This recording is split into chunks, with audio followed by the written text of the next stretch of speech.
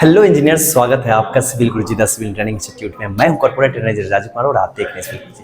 Engineer, जैसा कि आज हमारे ट्रेनिंग आएंगे, आपको किसी पर्टिकुलर टॉपिक के बारे में बताएंगे, तो आप अपने नॉलेज को इनहेंस करने के लिए आप हमारी वीडियो को शुरू से अंत तक देखें। अगर आप भी हमारे ट्रेनिंग सेंटर को ज्वाइन करना चाहते हैं तो हमारे टोल फ्री नंबर 9100 पे कॉल करें, जुड़े हमारे साथ और आपको इसी तरह से नॉलेज बूस्टअप किए जाएंगे हमारे ट्रेनिंग्स के द्वारा। तो बने रहिए, आप हमारी वीडियो को शुरू से अंत तक देखें और अपने नॉलेज को बढ़ाएं। हेलो फ्रेंड्स, मैं हूं एमडी शारिक। आज हम लोग बात करेंगे क्वांटिटी सर्वे के बारे में।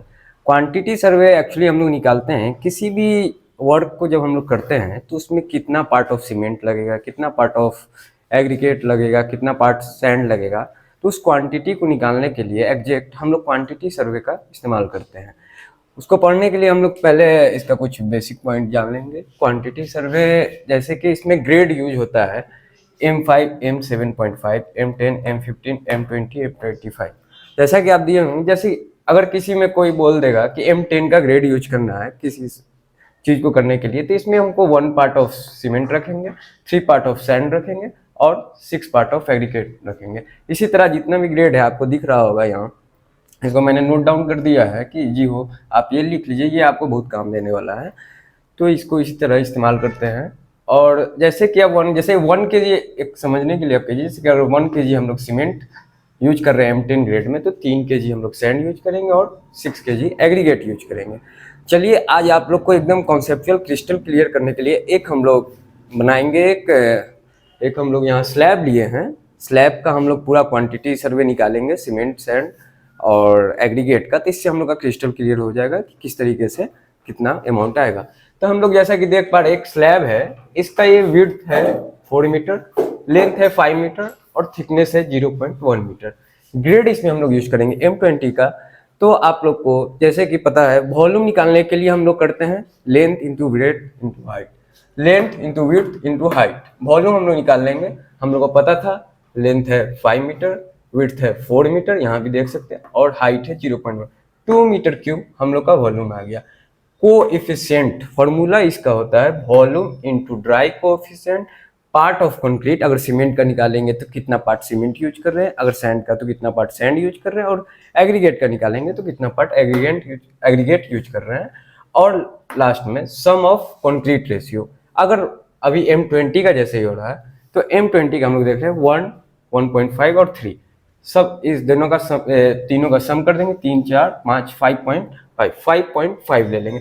ड्राई कोएफिशिएंट अगर आप लोग को एक अलग वर्ड है। ड्राई कोएफिशिएंट एक ये है कि जिस मटेरियल हम लोग बना रहे हैं वो तो ड्राई मटेरियल यूज होगा नहीं, उसमें पानी लगाएंगे, उसका मतलब वेट मटेरियल उसमें यूज करेंगे।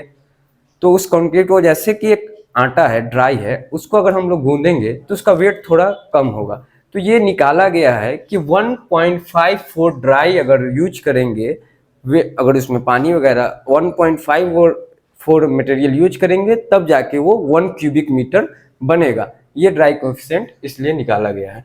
तो अगर हम लोग निकाल लेते हैं सैंड का, जैसे कि देख रहे हैं हम लोग सीमेंट का निकालते हैं, पहले सीमेंट, सैंड, फिर एग्रीगेट। तो इसका फॉर्मूला पे बस पुट कर देना है, हमारा पूरा मटेरियल निकल जाएगा।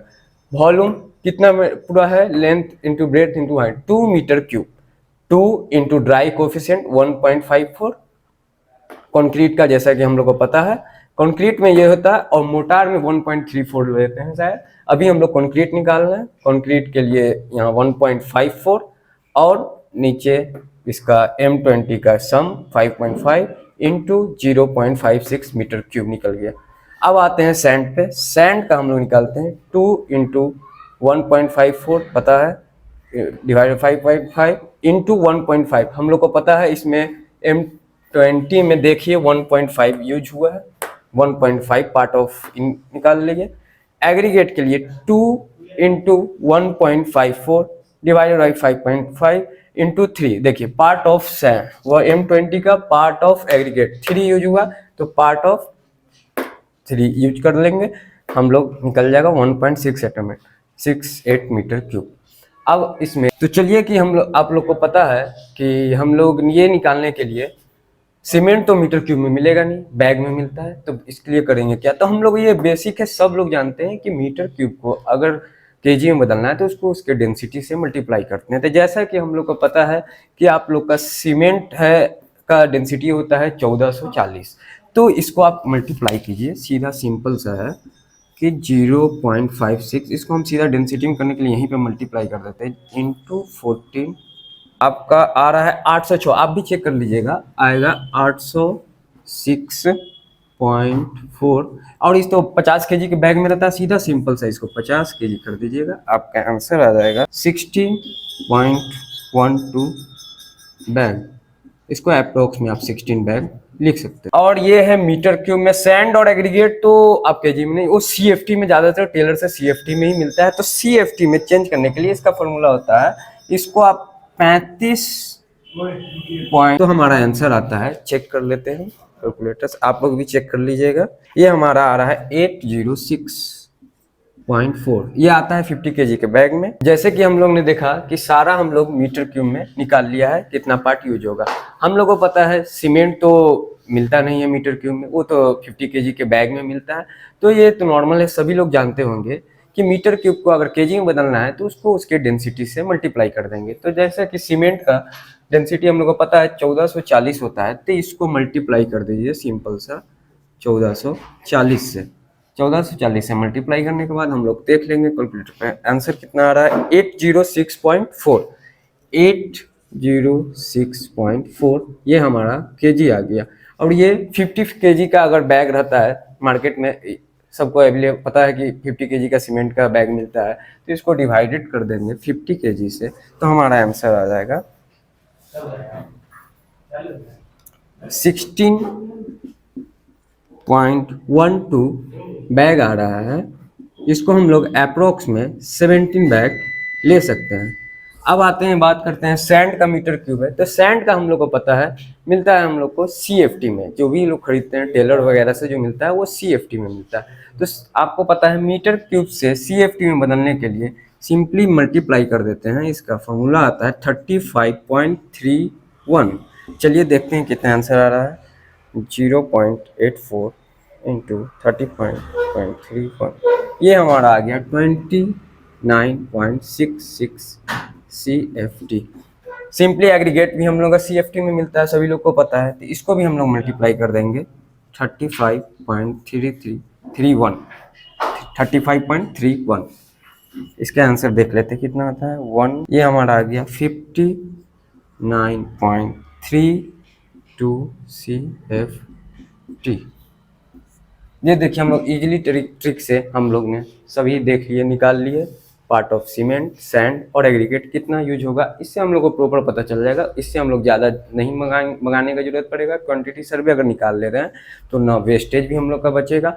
और एक बार इसका फार्मूला आपको हम फिर से रिवाइज करा दें कि इसका फार्मूला आता है वॉल्यूम, जितना वॉल्यूम का निकालना है, into dry coefficient divided by sum of ratio, जिस ग्रेड का रेशियो यूज करेंगे उसका सम, और into part of concrete material, जिसका हम लोग जिस मटेरियल का सीमेंट का निकाल लेंगे तो सीमेंट का पार्ट कितना यूज हो रहा है उसमें, सैंड का निकालेंगे तो सैंड का पार्ट कितना यूज हो रहा है उसमें, और एग्रीगेट का निकालेंगे तो एग्रीगेट का पार्ट कितना यूज हो रहा है उसमें।